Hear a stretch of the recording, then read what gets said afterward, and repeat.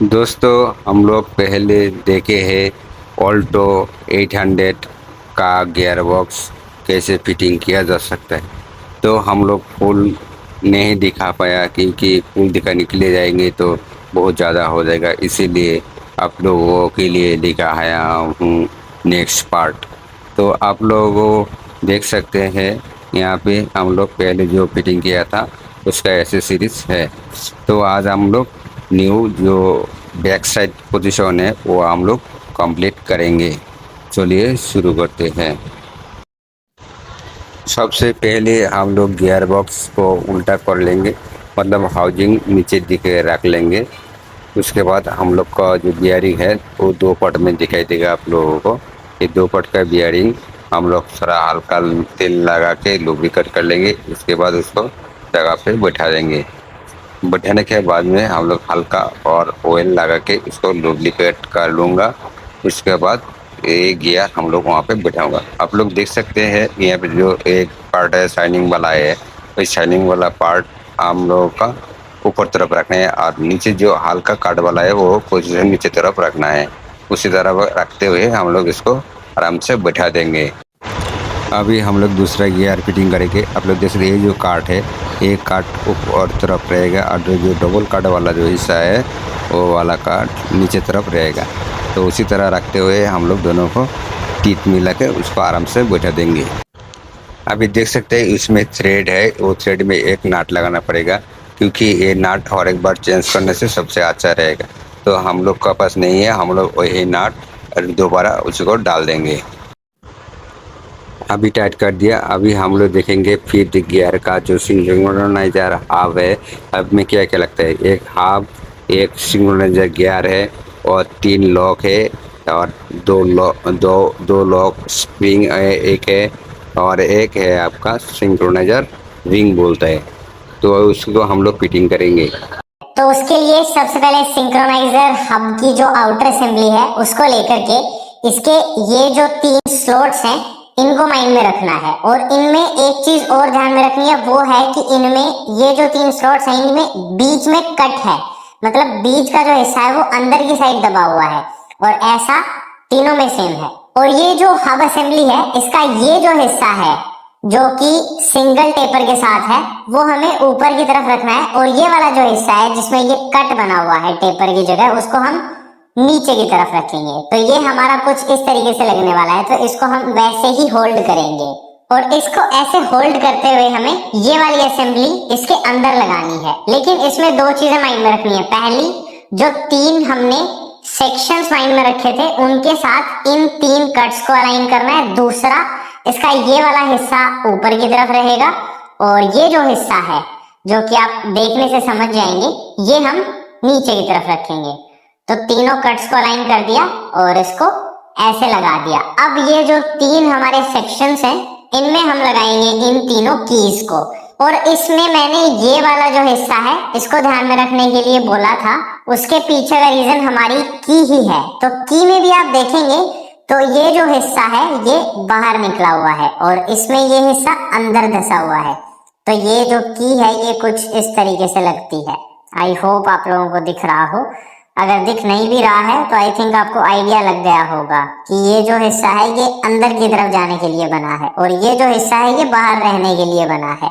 तो अभी एक बार फिर से इनको लाइन करते हुए फिट करते हैं। अब ये जो की है इसका ये हिस्सा अंदर की तरफ रखते हुए इसको यहाँ पर ड्रॉप करना है कुछ इस तरीके से। और ऐसे ही तीनों जो कीज हैं उनको इन तीनों सेक्शंस में या तीनों स्लॉट्स में, जो भी आप बोलना चाहें, उनमें ड्रॉप करना है। There we go. अभी हमारा जो हाथ है उसको इन तीनों कीज के पीछे रखना है और इनको ऊपर उठा के रखना है लेवल में। और फिर कोई भी एक जो स्प्रिंग है उसको हम यहाँ पर लगाएंगे। तो स्प्रिंग है उसको कुछ इस तरीके से लगाना है और फिर हम पुश करेंगे।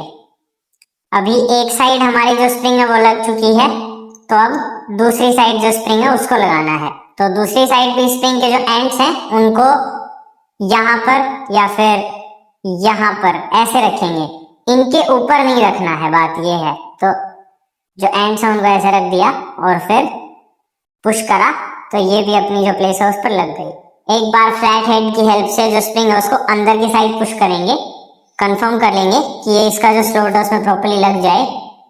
दूसरी साइड वाले को भी कंफर्म कर लेते हैं। तो अब ये वाला हिस्सा हमारा ऊपर रहेगा और ये वाला हिस्सा हमारा नीचे रहेगा।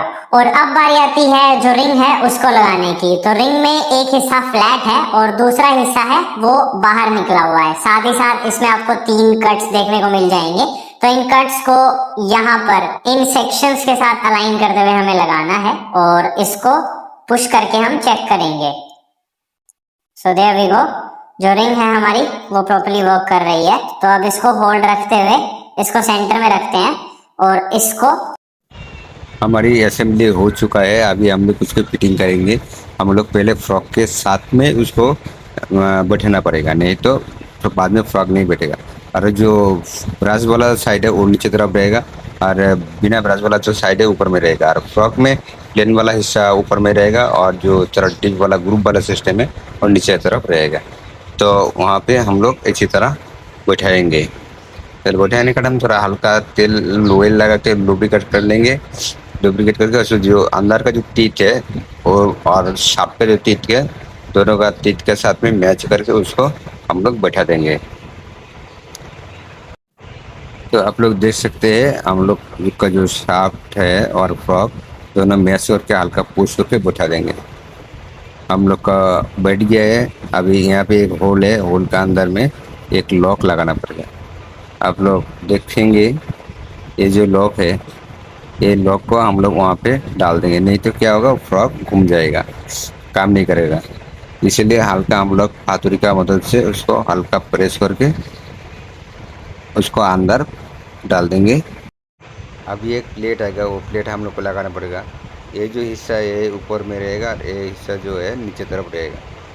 तो इसी बार तरह रखते हुए हम लोग उसको बैठा देंगे। अभी हम लोग को एक शार्क क्लिप लगाना है। तो शार्क क्लिप हम लोग का नॉच प्लायर या स्क्रू ड्राइवर मदद से हम लोग लगा लेंगे। लगा के लॉक का ग्रुप में अच्छे से बैठा देंगे। जो गियर सेलेक्ट असेंबली है उसको, तो इसमें हमें मेक श्योर करना है लगाते टाइम कि ये जो सेक्शन है ये इधर उधर ना रहे, ये सेंटर में रहे कुछ इस तरीके से। साथ ही साथ यहाँ पर मैंने RTV सिलिकॉन है उसको प्रॉपर्ली लगा लिया है। और साथ ही साथ लगाते टाइम मेक श्योर करना है कि ये जो तीनों हैं, जो फोर्क्स के ये तीनों जो सेक्शंस हैं C वाले, ये तीनों एक लाइन में रहें और न्यूट्रल पोजीशन पे रहें। ना उस साइड हो ना इस साइड हो, सेंटर में हो और तीनों एक लाइन में हो। साथ ही साथ यहाँ पर जो लुब्रिकेशन है उसको लगा लेना है। और इसमें भी यहाँ पर थोड़ा सा जो गियर ऑयल है वो मैं लगा लेता हूँ और उसके बाद मैं इसको इंस्टॉल कैसे करते हैं वो दिखाता हूँ। साथ ही साथ 2 इसमें गाइड पिन्स लगती हैं, एक ये रही और दूसरे वाली इस साइड लगी हुई है। तो इन दोनों को भी आप मेक श्योर करें कि लगा के रखें। और अभी जो अलाइनमेंट है उसका ख्याल रखते हुए इसको इंस्टॉल करना है। फिर इसके ऐसे 4 होल्स हैं, 2 इस साइड हैं 2 इस साइड हैं। उनमें ये 4 10 मिलीमीटर के जो बोल्ट्स हैं उनको लगा करके हैंड टाइट करके प्रॉपरली टाइट कर देंगे। फिर लगाएंगे इस टेंशनर बोल्ट को, तो ये यहाँ पर लगेगा और इसको सबसे पहले हम हैंड टाइट करेंगे। एंड उसके बाद में जब इसमें ड्रैग फील होने लग जाए तब 24 मिलीमीटर के सॉकेट की हेल्प से इसको टाइट कर देंगे। साथ ही साथ यहाँ पर इस वाले होल में ये एक बोल्ट लगता है, इसके साथ ये एक वॉशर है ये भी लगेगा। तो इसको भी लगा करके टाइट कर देते हैं। और अभी एक लास्ट टाइम जो गियर्स हैं उनको फिर से चेक कर लेते हैं। तो ये हमारा लेफ्ट एंड राइट मूव करने पर उस लाइन में जो गियर्स हैं उनको सेलेक्ट करेगा और ये अप एंड डाउन मूव करने पर जो लाइन है उसको ऊपर नीचे करता है। कहने का मतलब ये है कि इसको बिना छेड़े अगर हम गियर शिफ्ट करते हैं तो ये हमारे 3rd and 4th gear shift हुए हैं। और इसी को हम अगर ऊपर की साइड उठा लेते हैं, मतलब इसको नीचे प्रेस करके फिर गियर सेलेक्ट करते हैं,